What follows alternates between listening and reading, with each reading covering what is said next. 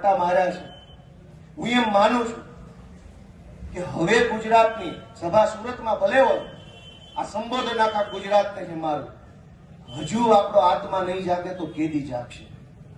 આપણો આત્મા જાગી જવો જોઈએ કે આ શું તમાશો હાલે છે, આ કેવી રીતે હાલે? ગુંડાઓ, બુટલેગરો, માફિયાઓ, તોડબાજો, ડ્રગ્સ વાળા, દારૂ વાળા, રેતી વાળા બેફામ ફરે અને નિર્દોષ માણસને પોલીસ સ્ટેશનમાં માર મારે છે. અમે રજૂઆત લઈને જઈએ તો અમારા ઉપર એફઆઈઆર.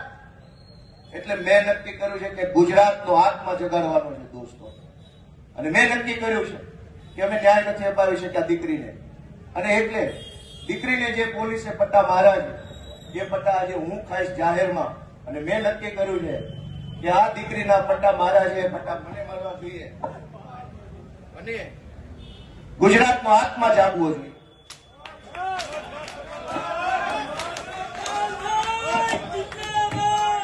ગુજરાતનો આત્મા જાગવો જોઈએ. હવે ગુજરાતનો આત્મા જાગવો જોઈએ. મૂકી દો, આત્મા જાગવો જોઈએ ગુજરાત આખાનો. દીકરીને પટ્ટા કેવી રીતે પોલીસ મારે? મૂકી દો.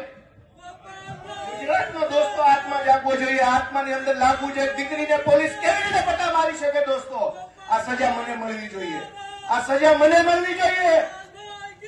જેને જેને દીકરીઓ, ગુજરાત આખાની દીકરીઓ પર અત્યાચાર કર્યા, સજા મને મળવી જોઈએ.